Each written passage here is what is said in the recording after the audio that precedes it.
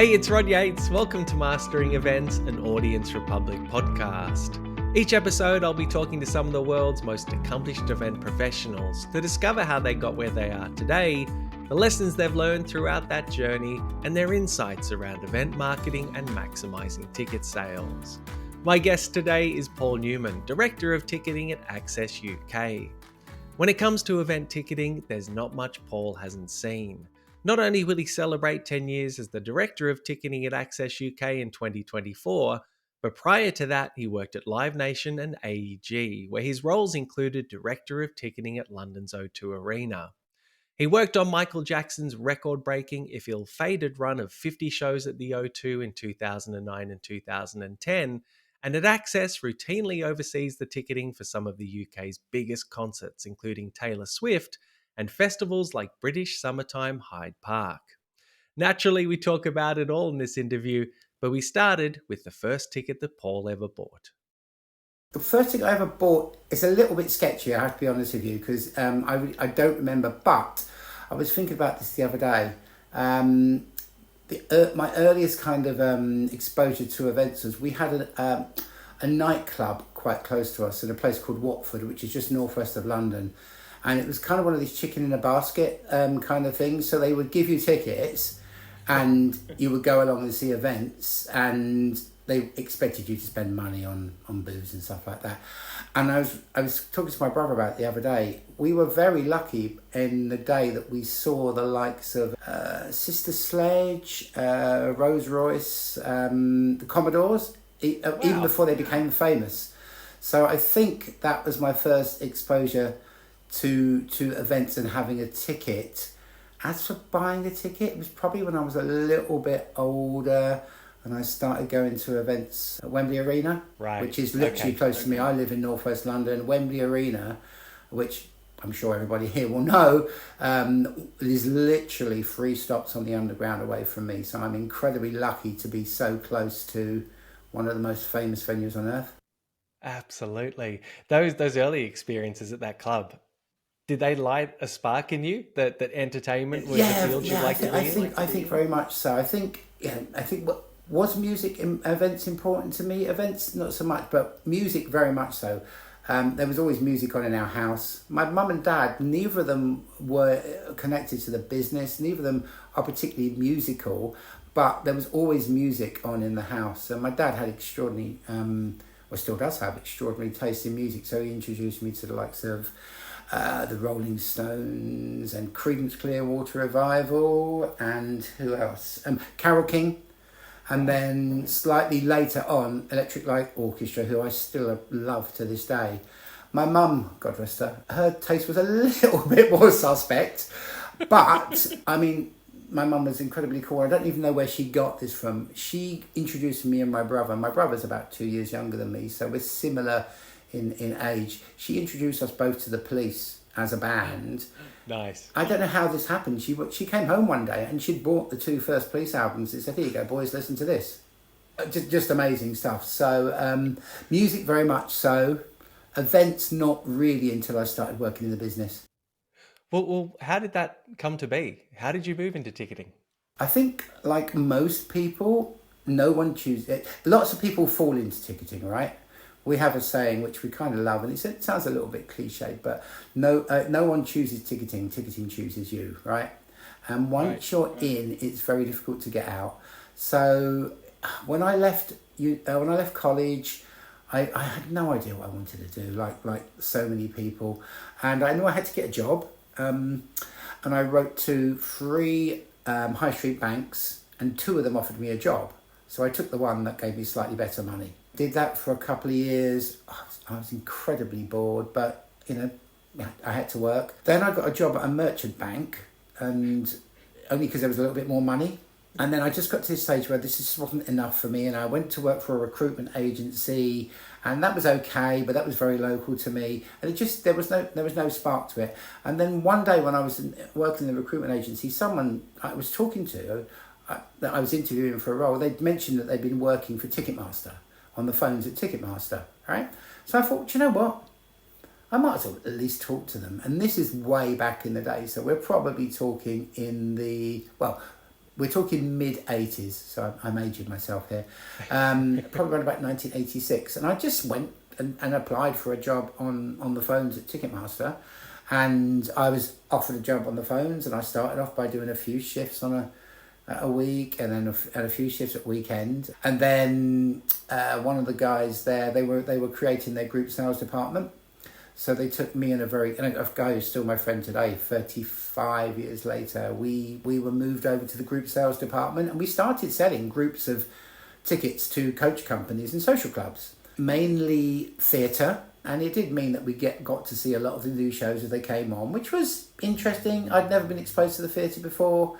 I did that for a while. And then just various people. I got a contact at Wembley Arena, and I got a job as an event ticketing manager at Wembley Arena. Completely unaware of what was going on. I mean, I had interest. I knew how ticketing worked. I knew how to sell a ticket. I knew how it worked on the ticketing system.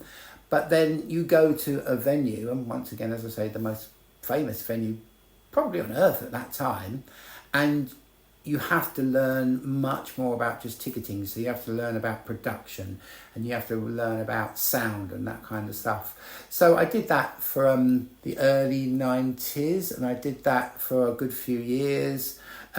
Worked on some truly amazing shows there. The first time that Take That as a boy band played their arena shows, that was insane. The buzz around, and those were in the days when people used to queue up for tickets, right? They would queue 24 hours beforehand and queue overnight. I think my favourite show was Madness did one show in December, every December, and it was they would get the Saturday as close as they could to Christmas. And it was just an extraordinary show. It was quite a lively crowd, to say the least. And they always used to start with One Step Beyond. And the lights go down. He does the voice, "Hey, you don't watch this, watch that." The lights come up, and you see 11,000 people just going for it. And that was just amazing. Who else? I think my favourite band of all time, are Radiohead. And I remember working on a Radiohead show, and I went out to check all the sight lines, and there was me and one guy in the arena, and he was sweeping the floor. It was an arena floor, flat floor for 5,000 people to turn up. Radiohead walk out on stage. I'm like, oh, okay. And he walks out, Tom York, and he just looks at the band and he goes, "Paranoid Android?" And they played Paranoid Android straight off. Me and a guy who was sweeping the floor. So that was amazing. Even though there's been so many technological advancements since then, did you learn anything about events or ticketing back then that still rings true today? Yes, attention to detail. It's all about attention to detail. And it's all about communication. Talk to your colleagues, learn from your colleagues, talk to the promoters, find out from the promoters what they want. Working together, you work out stuff so much quicker. Yes, it's moved on massively. There has always been a problem with demand. We used to work out how to deal with demand back then. But yeah, I think attention to detail and communication, which are the two things which ring through today for me, to be honest with you. Okay. And demand is really interesting. And, obviously at some point after Wembley, you started working at the O2, putting on huge events. And, obviously you're involved with AXS, putting in enormous events as well. When you think about some of those large scale events that you put on, what are the best practices for managing a high demand event when it goes on preparation? Sale? Very, very much preparation. Just to take one step back from the O2, I was at Live Nation before that for 6 years as well. And I was involved when they started and created Live Nation in the UK. So I cut my teeth on working on really, really big events there. We did the first ever concert at Twickenham Stadium in 2003, which was the Rolling Stones. So you learnt from then that to deal with demand. Back then, yes, a lot of it was online, but there was still quite a massive demand for people turning up. So try and get the balance right. Yes, you need to serve all these customers online as quickly as you possibly can.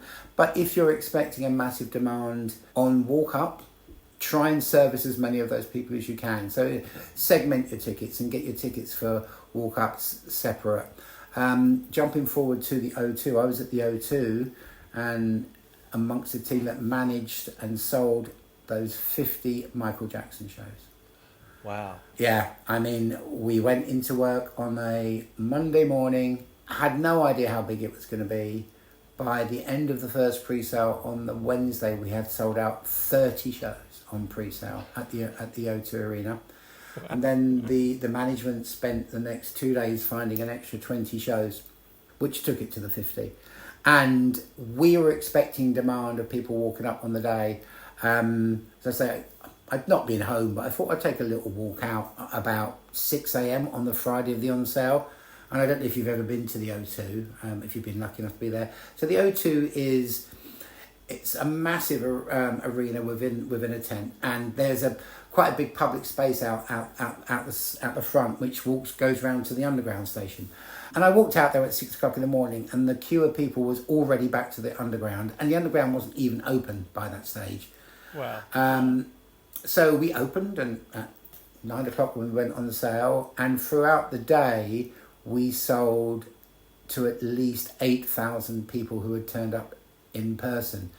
But we got to a stage where, and they were buying multiple tickets, and we got to a stage where we knew we were going to be sold out online, and someone made a very smart decision, which was, let's serve everybody who is currently here. I think it was about 6 p.m. by that time. So we kind of cut the queue off, and if anyone came to us and like, sorry guys, no, don't join, we're out of tickets. But we made a commitment to everybody that was in that queue to sell them a ticket. So that was a commitment there. It's slightly different now because you just got so much more demand generally than supply. So now it's all about planning for that on sale, planning and making sure that your systems are robust. Now, everyone wants their systems to be robust every single day, but when you know you've got massive demand coming, you've got to put all of the brakes and everything in place. We, amongst pretty much everybody in the industry, use a queuing system. Most people use a company called Queuit. We work with Queuit to manage that demand. We have various tools that we see how many people are in our waiting room. The way that we work is that we open up a waiting room half an hour before a show starts, goes on sale. Then we can gauge the demand in there. Whilst you're gauging demand in there, this also gives you the opportunity to monitor the bots and all the automated programs that are out there.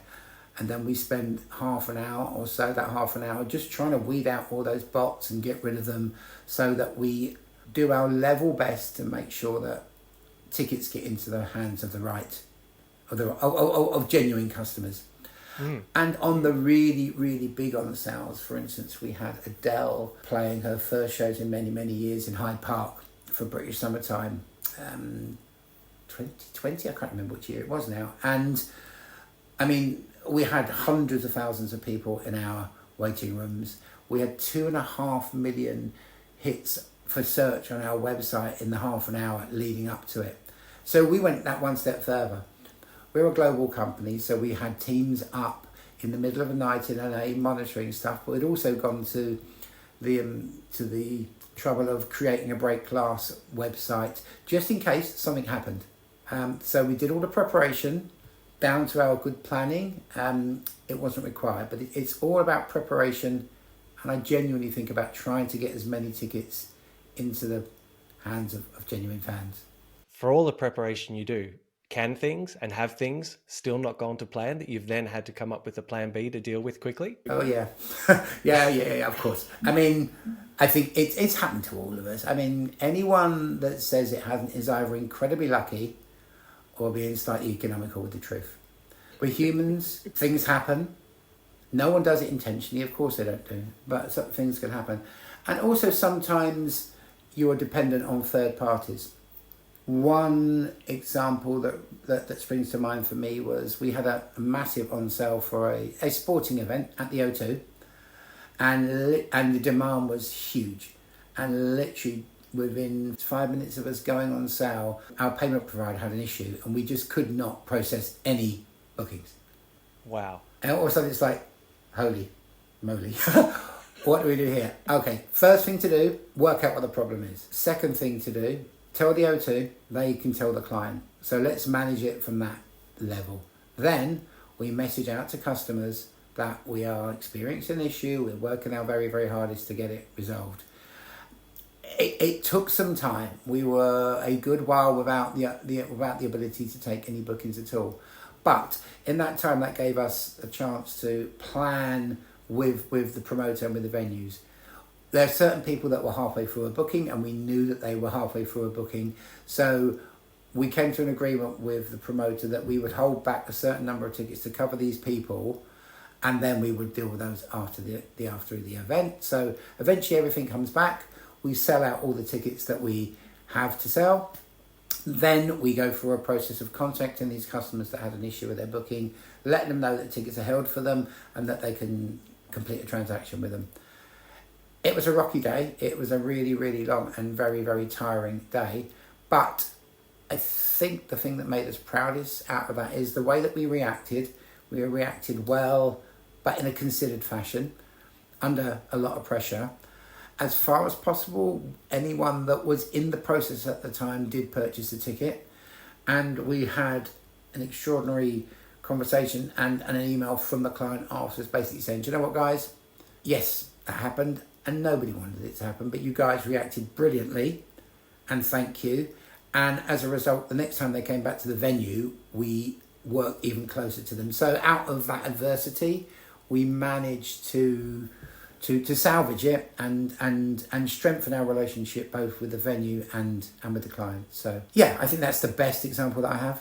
Communication is really key there, and customer service, I presume. Your customer service must have been inundated. Yes, yeah. I mean, customer service is incredibly important, of course. We made a decision very early on in our days as Access that we wouldn't have an in-house customer service department. The O2 have their own in-house customer service department, and they generally look after accessible bookings. But we have a partner that do our customer service for us. We've worked with them now for 7 or 8 years, and over that time we've built up a really good relationship with them. We have our own dedicated team. What's really, really good about them is with the dedicated team, they get to know us, they get to know our systems, they get to work the way we do.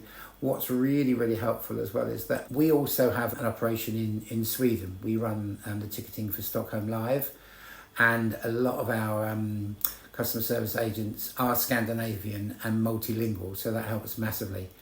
But we work very closely with them. We have great systems in between us and them. They have the experience, they know how to react. As time has progressed, we've brought more and more tools in. We may well talk about AI at one time, but we have our own chat bot. We call her Jane. Jane is fantastic. Yeah.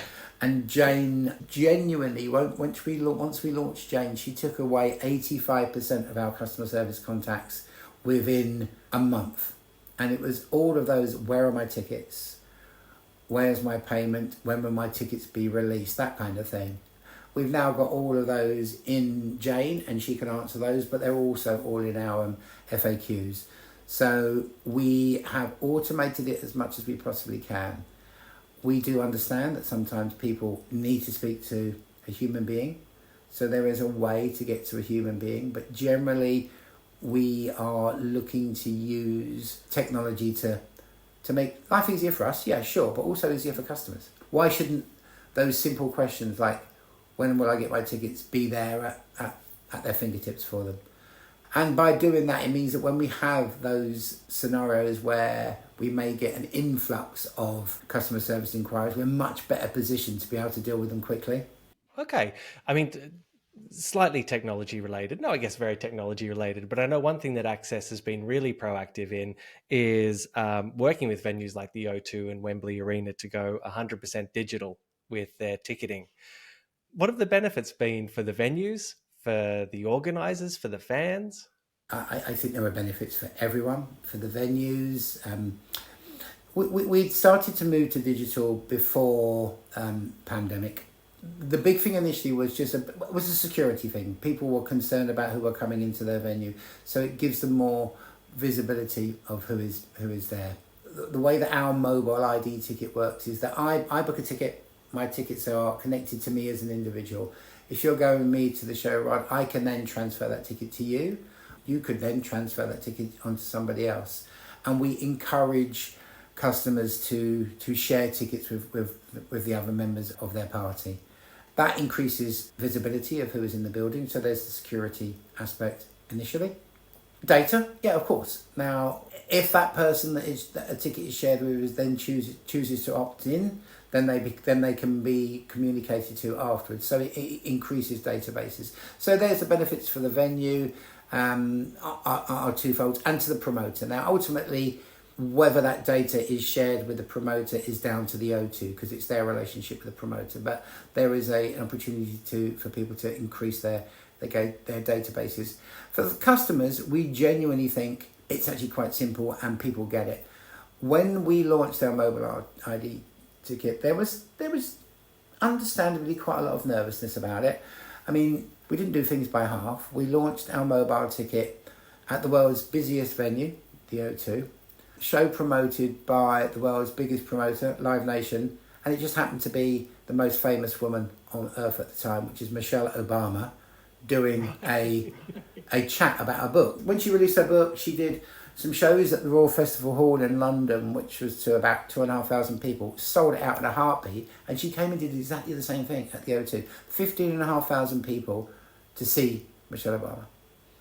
And we were understandably nervous. So we communicated to people, and maybe we over-communicated, but we wanted to get things right. And then we had this epiphany moment about 2 weeks out. And we're like, hold on, this is the perfect audience, because these guys will get on a plane with their phone, right? If they'll get on a plane with a phone, they will come to a concert. And that allayed everyone's fears. So, listen, that's not to say that there wasn't concern and nervousness around the day, but it worked really, really well. Mm. Then we did have a few clients that will be concerned about the demographics of some shows. The kids get it, it's absolutely no problem at all. But they were concerned particularly about the likes of maybe Andrea Bocelli or Andre Rieu, if you guys know Andre Rieu, the guy who does the classical concerts. His audience are, I guess, silver surfers is that the term, but fine, they absolutely get it. And the other one was a family audience for something like Disney on Ice. But it just works. Once people use it once, it works. The biggest challenge, and it's only a very small fraction of the tickets to getting to 100%, is getting the promoter to shift their guest list to digital. We've had pretty much success all the way through that. We have some shows at the O2 where there can be as many as 1,200 to 1,500 guests. We are now in our third year of that promoter managing all of those requests digitally. And we believe that the O2 was genuinely the first venue to go 100% digital. Wembley Arena, not far behind. And we've also now extended that to the festivals that we do in the summer. So there's British Summertime, the American Express British Summertime in Hyde Park, which last year was 9 shows, all sold out, over 500,000 tickets on a digital ticket. And just quickly while we're on this, what we have done, we started an integration with all the major agents in the UK last year, whereby if I'm a Ticketmaster customer, if I'm a C customer, I still transact on that platform, but my method of delivery becomes our mobile ID, and all their customers have to do is download the venue app. And that is what made us get to the 100% digital. So much so now that other venues in the UK are trying to replicate what we're doing. So there were challenges, but I think we're in a very good place with it now. Following on from, I guess, the data that you get from digital ticketing, do you see promoters or venues or even AXS, are there ways that you can use that data to personalize offers to the people because you have an idea about their preferences and to offer surprise and delight experiences? Yeah, 100%. One of our company mantras, I guess, is, for want of a better phrase, is to get the right ticket to the right person at the right time. And the way you do that is look at the data, look at people's purchase patterns, but not only their purchase patterns, look slightly behind that. So look at the CACI info that you have about them and their salary and the number of cars in the house and their likes and lookalikes and stuff like that. And the more you have that data, the more you can dig into that data, the more that it makes it more possible to get to the right ticket to the right person at the right time. Personalizing the offer is key, particularly when you're looking at those higher end experiences, so meet and greets and stuff like that. We also are doing more and more around dynamic pricing, and we're not the only ones doing that. Dynamic pricing is becoming more and more important to everyone, to venues to some extent, but to the rights holders. And the more data you have, the more you dig into that, the better informed you are about pricing for dynamic pricing. And so there are a couple of ways you do it. We work with promoters and with rights holders to set aside an allocation and to price those dynamically to meet demand. But there is a wider play there where particularly our clients in North America are speaking to us early on and saying, I've got X artists going to play Y venue. I'm working on my scaling and my pricing. What data do you have to help me with that? And that's a very interesting place to be. It works particularly in North America or those markets where the venue has 100% of the inventory, because it's easier to price whole rooms or whole blocks at the same time. It's more difficult in the UK where the market is more fragmented and the venue may only have 50 or 60% of the inventory. But there is a way to do it. So we find that the more that promoters talk to us, the more we can help them, the more data we can give them, the better they are, the better informed they are. The one challenge with that is that there's not often enough of a lead time. We all know that quite often things come together very, very quickly, and you could be sitting there one Monday with virtually no on sales, and then by the Wednesday you've got an absolute deluge of on sales. So it's not always possible to do all that work in advance, but then we try and keep the conversation going with the client. So this happened. Next time you're coming back with artist Y, speak to us as soon as you can, and we can advise you on scaling for the whole venue. We're getting better at it. There's more we can do. It goes back to where we started about communication. Speak to us as early as you can. We will share data. We're very open with the data. We can share pretty much all data for analytical purposes. Obviously, marketing is a completely different thing when it comes to GDPR, but we're open. We will share our data with rights holders and venues, and we have a team that work on the data scientists work in the background, which we're very open to sharing with clients.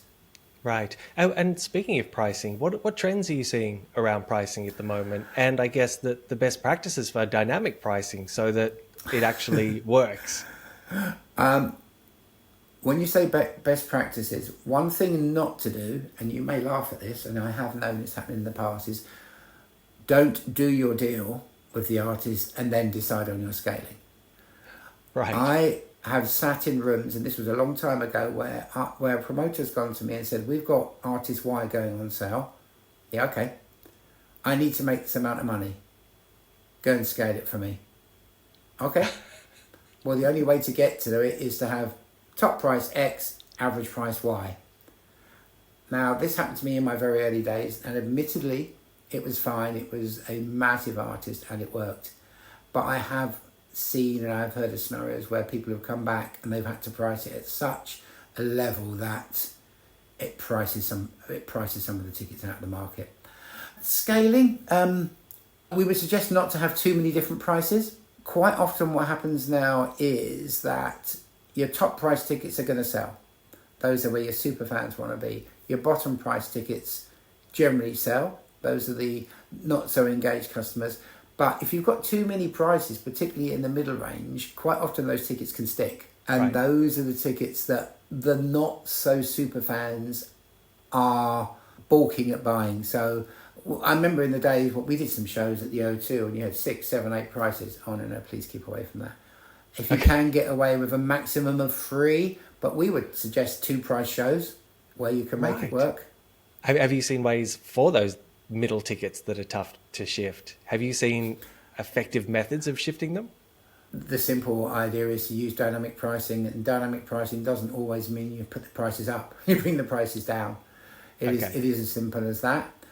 Promoters and rights holders are understandably not keen to give those tickets away, and they want bums on seats. So yes, price the tickets down if needs be, but talk to us sooner. And we would advise you: don't go with 5 prices, go with 3, maybe go with 2. And this is what our data tells you, that these should be your price points. So I think that's the clever way. Dynamic pricing itself is slightly different because you are generally looking at those customers who have a lot of disposable income and might make a decision much closer to an event. So when we're looking at a dynamic pricing campaign, we will speak to clients and say, you tell us what you want. Do you want those tickets sold out quickly? Do you want some of those tickets held back? There are many ways to do dynamic pricing, but we always encourage, as I keep on coming back to, a conversation with a client as early as possible. From a fan perspective, what makes a good ticket buying experience? Make it as simple as you possibly can. Don't put too many barriers in the way. I think everyone knows that it can be it can be very stressful for people. Taking a step back to the very beginning, when we've got our waiting room open and we've got maybe tens of thousands of people in our waiting room, we will do everything we possibly can to weed out as many of those bots and automated programs as we can. It's no exaggeration for us to say that we will repel hundreds of thousands of bot traffic per week.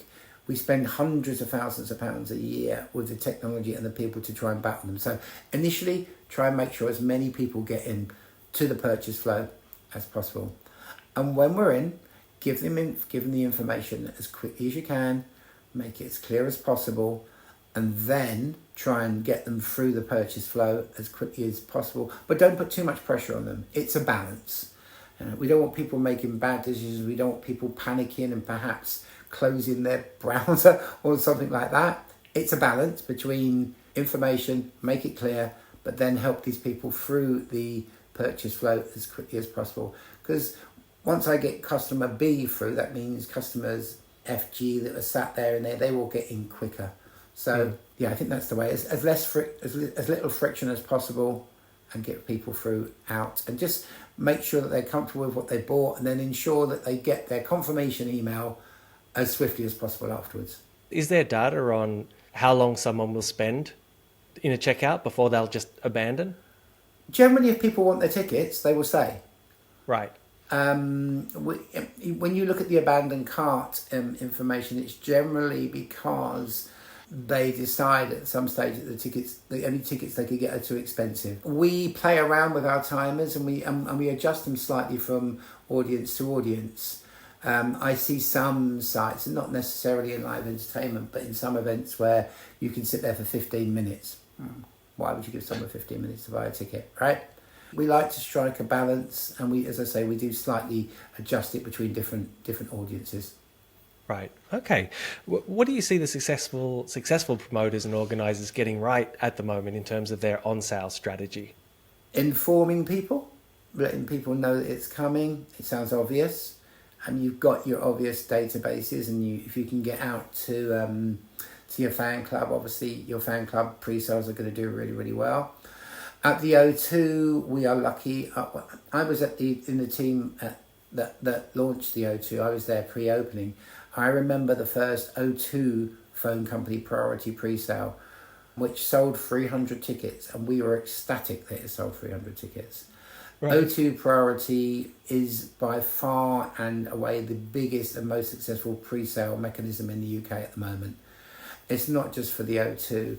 O2 as a company, as a provider, have a relationship with Live Nation. So for a lot of their venues and their events, so customers can buy through there. So getting to the customers and giving people the options to buy them helps massively.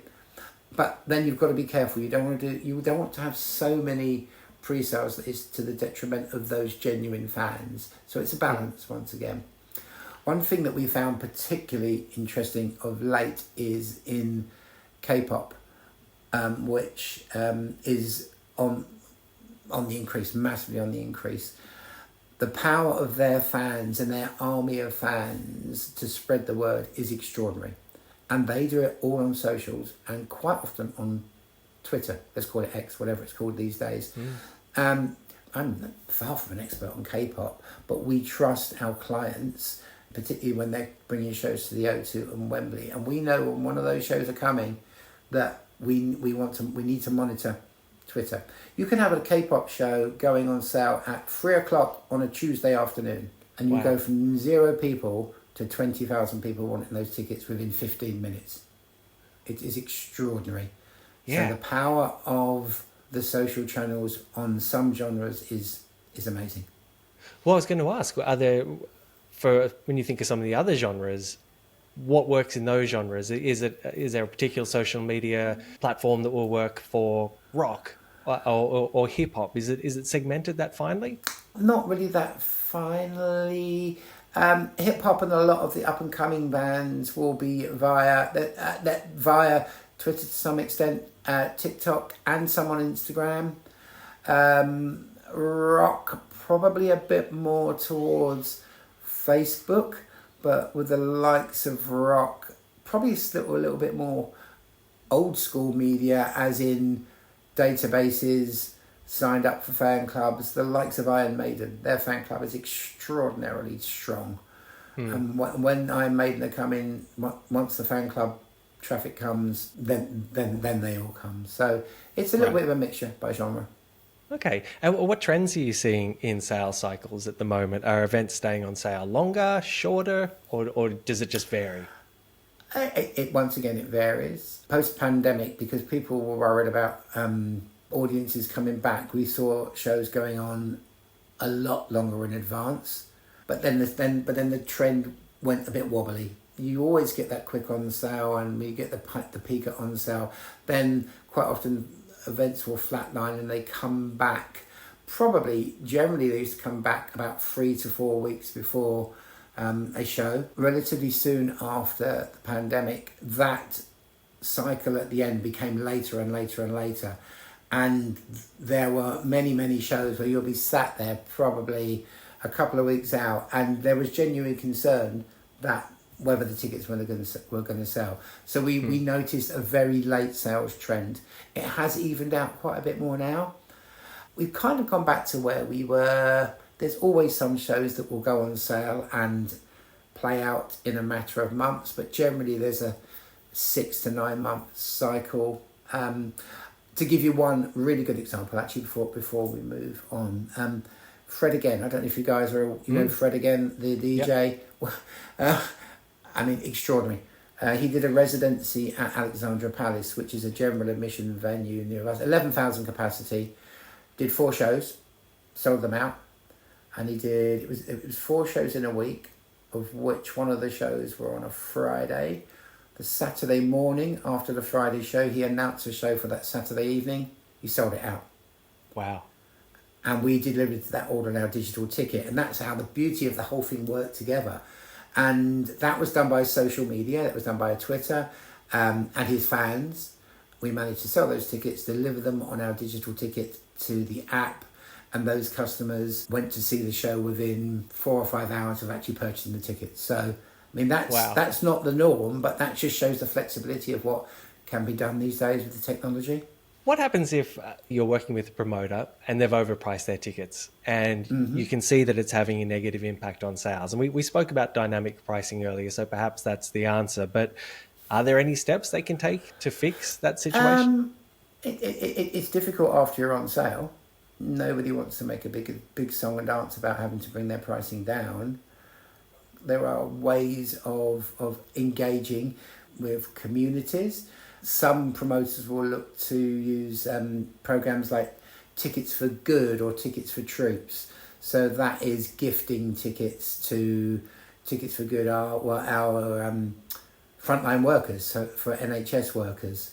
And Tickets for Troops were, as the name implies, tickets for the armed forces. So you can look to bring those people in and maybe get them to make a donation to the ticket. So there are groups you can use, But then I think you've just got to be creative and get the tickets to the right price point, and then look to market to those people that will pay at that price point. And once again, if the guys can speak to us, we have data that might be able to help them find those specific markets. One of the, I guess, the big issues at the moment is the cost of living crisis. And obviously that has an impact on ticket sales.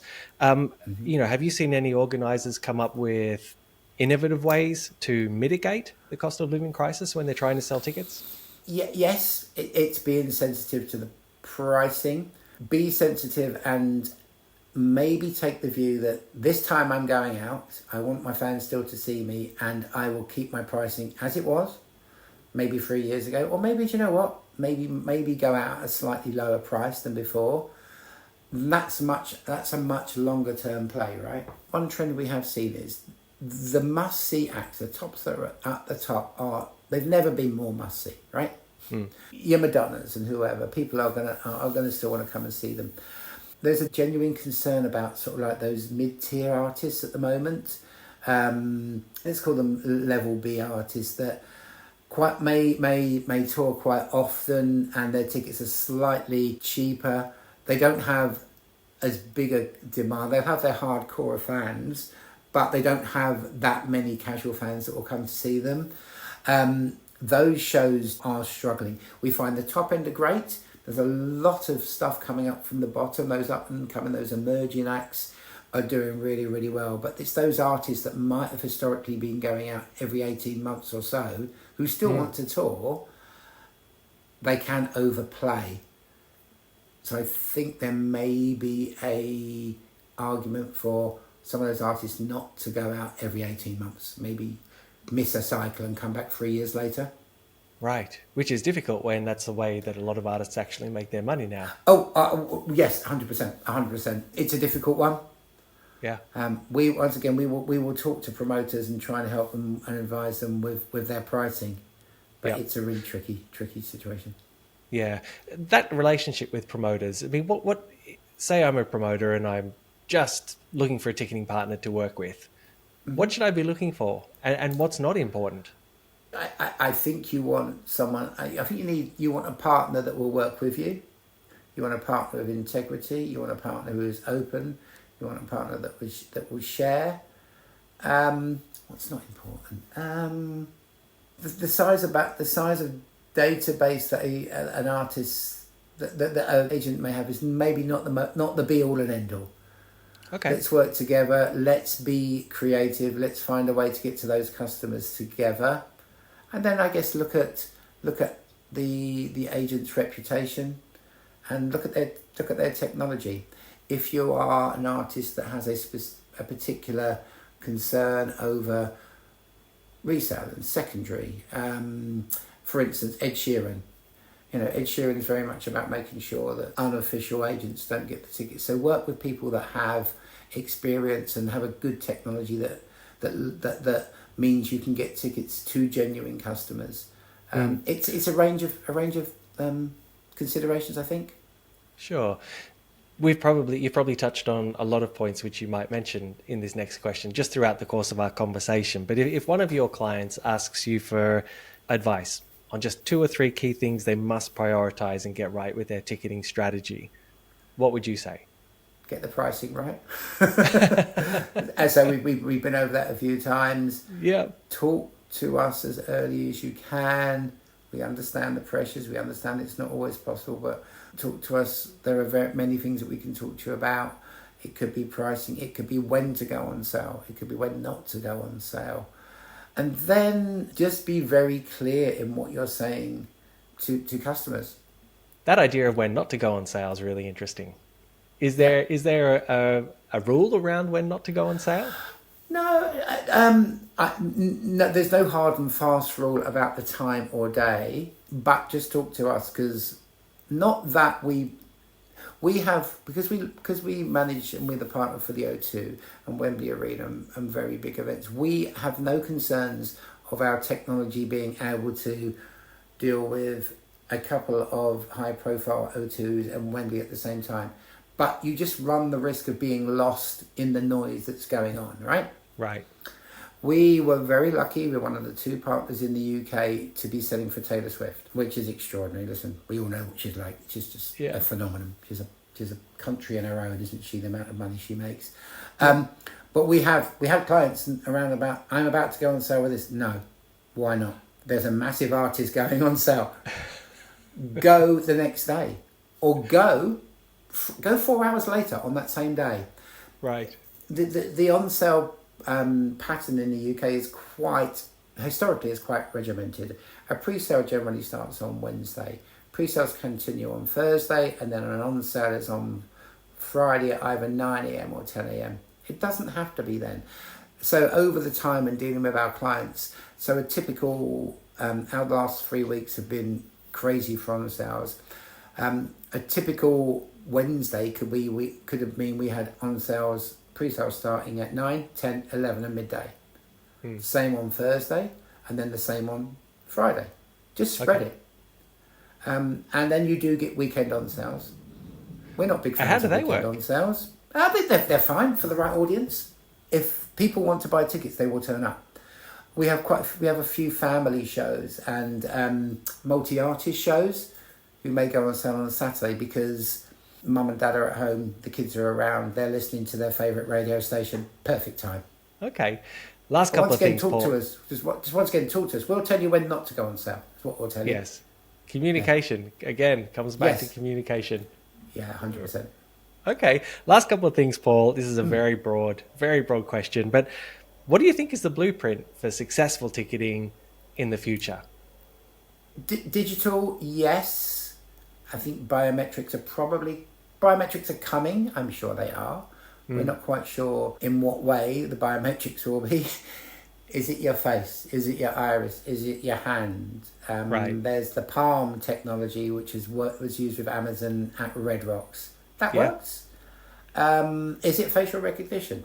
We've got a team working on exactly what we think the genesis of it is. So I think that's coming. But I think we believe at the moment, the way our digital ticket works and the fact that it ties the ticket to me and I can share, does a lot of what biometric ticketing will do. AI is coming. We're never going to replace people. You'd never want to replace people because you need people and the relationships. But we are looking at quite a lot of automated systems in the background just to check stuff for us and to build events to a certain extent. But you're always going to have those individuals there because you want the individuals there. Well, first and foremost, there's certain things that machines can't do. But it goes back to my point about relationships, and you want those relationships as well. When you mention AI for building events, what does that mean? If you have a system whereby quite often you're doing the same process, if you're building an event, you need to get the manifest. If you're using the same manifest, just get AI to do that for you. But also for us, it's the checks. It's the check just to make sure, is the pricing right? Have I applied all the fees? Have I done this? Have I done that? Have I done that? And automating that is going to be incredibly powerful for any ticketing company that can get that right. Last thing, you've spoken about a couple of pretty momentous moments in your career, the Michael Jackson on sale being one of them. When you think of any, just, I guess, I always call them pinch me moments, just moments that were just so special to you because of, you mentioned that Radiohead experience, but is there anything else which really, really sort of springs to mind that you've managed to be involved in? In my Live Nation days, we did the first ever Rolling Stones concert at Twickenham Stadium. So Twickenham, the home of English rugby, very, very well-to-do area, and no one thought that they would ever allow any concerts, and it was the Rolling Stones. And I remember being there on the day, and one of my mentors, Phil Bowdry from Live Nation, it got to about 8 o'clock. He's like, "Paul, what are you doing?" I said, "Well, I'm doing stuff." He said, "Go out there." "Why?" I said, "Go out there and look what you've done. Look what you've been a part of, just a small part of." And I remember standing just literally beside the stage as they came on, and they started with Brown Sugar. And I remember thinking, wow, I have a small part of these 55, 60,000 people being here. I will never forget that. That's great. Yeah. That's really cool. And you mentioned a mentor just then as well, Phil. I did mean to ask, did you have any mentors early in your career that gave you some great advice? I got a lot of great advice when I was at Wembley. A guy called Chris Edmonds, who was my manager there, he's still at Ticketmaster. He's the MD of one of their European sections in the UK. He was amazing and a mentor to me. Phil and a lot of the promoters. I was lucky that when I started at Live Nation, it was when they created Live Nation, which was SFX and Clear Channel in the UK. So my bosses then were Phil Bowdry, Barry Clayman, Andy Coppin, Stuart Galbraith. Those were extraordinary people just to learn from, and people that were all very generous with their time and with their knowledge. And I think that's something I've tried to do as I've get older, and with my knowledge and experience, I just try and share it with people. And I think that goes a long way in this business. Yeah. Without wanting to put you on the spot, do you remember one thing that they told you that really stuck with you and guided you throughout your career? Someone said to me, don't try and remember everything. Choose to forget. Choose to forget stuff, because if you try and remember everything, you will forget something really important. Okay. And what goes with that is and how you can choose to forget is have the right people around you, have people around you that you trust, and know that if something goes wrong, someone will tell you, and generally if something goes wrong, they'll come to you with a solution. So yeah, don't try and remember everything. It's impossible. Okay, nice. Paul, that's a great note on which to end. Thank you so much for all your time. No, thank you.